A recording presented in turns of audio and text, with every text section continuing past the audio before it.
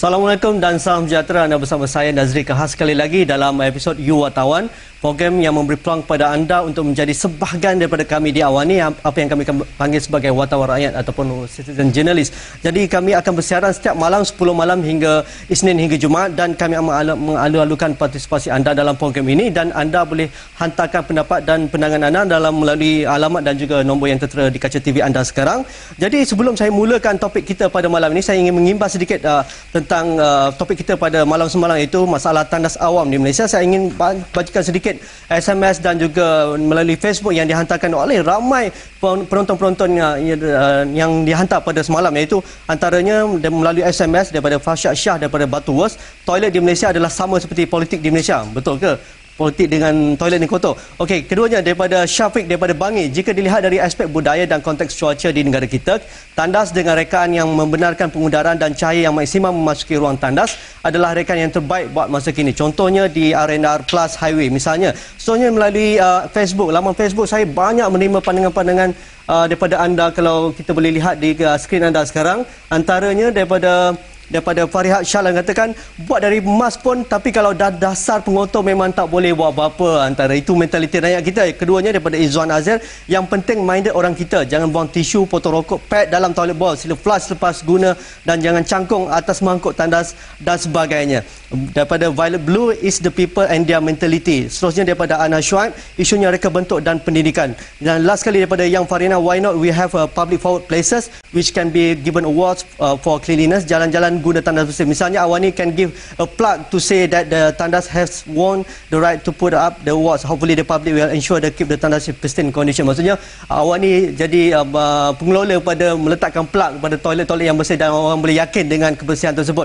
Okey, sebelum tu topik kita pada malam ini iaitu generasi baru hanya baca blog.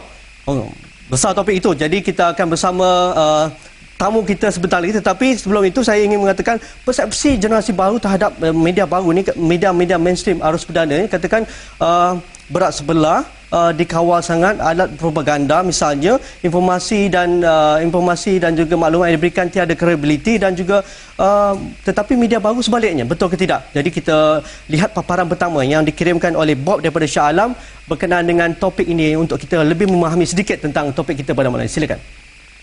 Saya adalah antara generasi muda yang masih prefer untuk baca surat khabar biasa. Tetapi kebanyakan rakan sebaya saya tak suka baca surat khabar biasa. Mereka lebih prefer untuk baca online newspaper yang diorang kata lebih mudah dan murah serta tak perlukan kos. Jadi sekarang saya nak tanya pendapat orang yang menjual surat khabar itu sendiri. Bagaimana orang kata pasaran surat khabar sekarang ni? Adakah masih dapat permintaan yang tinggi seperti dulu ataupun sebaliknya? Jom untuk saya tanya kepada surat khabar. Biasanya orang yang beli ni orang muda ke orang tua?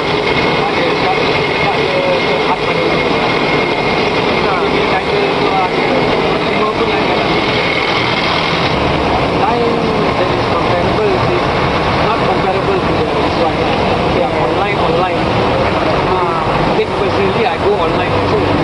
Seperti baca juga. Reading online is entirely different from reading from a print. Newspaper okey juga, masih banyak orang yang beli newspaper. Saya senang dapat. Kalau online kena jam ini newspaper boleh baca kat mana-mana. Dua-dua ada kebaikan dan keburukan. Ini sikit juga dah jalan. Sekarang banyak tak berapa. Sikit lah. Saya nampaknya tak berapa ada untuk printing macam paper, surat khabar. Ada feature lah. Sampai ni wayang media Saya percaya surat khabar konvensional ini masih mampu bertahan untuk satu tempoh yang lama.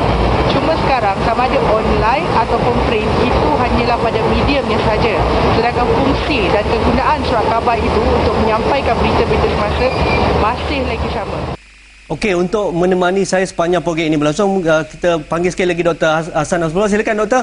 Daripada pukul 8 tadi tak boleh balik ni di Wani ni. Wah, jadi resident artis Wani seterusnya. Okey, terima kasih kerana datang. Sanggup tunggu sampai pukul 10 ni. Okey, doktor dah dengar pandangan daripada orang ramai. Jadi silakan duduk.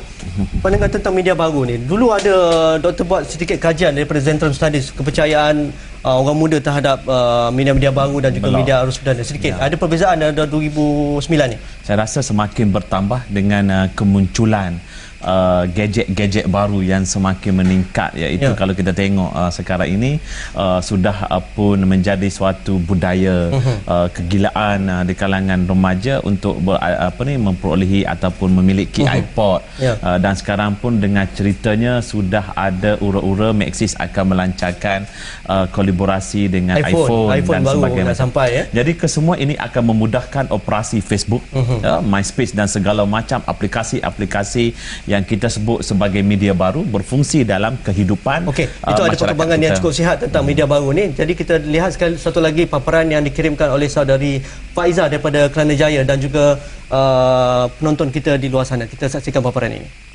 Sekarang saya akan bincangkan tentang isu dalam My Metro online tentang cikgu lepas geram. Sebenarnya nak kata kerana cikgu merupakan kerana yang paling besar sekali. Dia mendidik anak-anak yang masih kecil sampai besar untuk jadi orang yang berguna. Tapi ada segelintir cikgu yang dia macam ni sifat guru. Dia bukan mengajar tapi melepaskan geram kepada anak murid. Dan itu sememangnya salah lah. Sekarang handphone sudah buat sekolah. Tapi kenapa kira kerajaan maksudnya dah katakan handphone memang tak boleh bawa ke sekolah sebab banyak keburukan membawa handphone ke sekolah. Sebab sekarang ni ada banyak lama-lama web yang tidak berkenaan, ada video yang tak berkenaan, di dalam suka hati kan. Inilah sebab saya suka baca surat khabar online. Kita boleh bincang, berdebat dengan kawan-kawan kita. Tak payah nak surat khabar yang kertas, yang boleh boleh cepat foto, cepat koyak. Dan sekarang ni tambah teknologi, kita harus mengikuti arus masa yang sesuai dengan teknologi sekarang. Betul. Kita tak payah bangun pagi gosok gigi, makan-makan nak turun. Dia jadi budaya dah, pakai wifi dekat Starbucks, dekat McDonald's dan kedai-kedai mamak pun dah jadi budaya. Mereka buka website, tengok online media sebagainya, blogspot, dan dalam masa sama mereka kritis. Itu antara paparan sedikit tadi. Komen doktor. Pada pandangan saya, kita jangan bimbang. Bermaksud kebangkitan budaya popular adalah suatu kebangkitan yang mesti diraikan, mesti dirayakan secara besar-besaran. Contohnya saya pada malam ini pun saya bawa satunya iPod, dan buku, dan juga phone. Jadi ketiga-tiganya berfungsi sama. Cuma sekarang untuk membaca sebuah buku, iaitu Persona Pencinta Buku ini yang membincangkan tentang statistik membaca buku di negara kita yang agak merosot, yang agak berkurangan. Tetapi pada waktu yang sama saya dapati bahawa penggunaan Facebook dan sebagainya telah menggalakkan pembacaan. Jadi sebagai satu contoh, para pelajar dahulu, iaitu para pelajar daripada darjah 1 sehinggalah darjah 6, mereka begitu mengalami suatu kesusahan untuk membaca buku kerana kemungkinan dari kandungannya berat. Okey doktor, boleh simpan fakta tersebut. Kita perlu rehat sebentar. Selepas ini kita akan review blog-blog yang menulis tentang masalah orang muda dan juga dengan minat mereka terhadap media baru. Kita rehat sebentar, jumpa lagi selepas ini.